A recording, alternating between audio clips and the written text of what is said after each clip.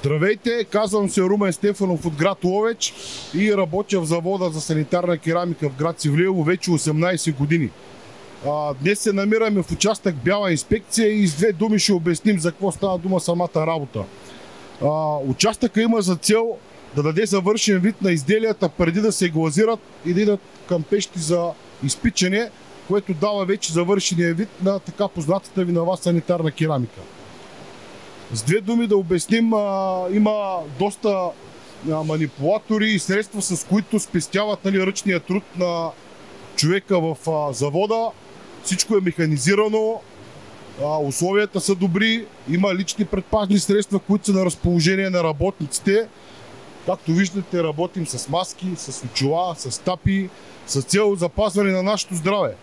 Така че не се колебайте, условията са добри.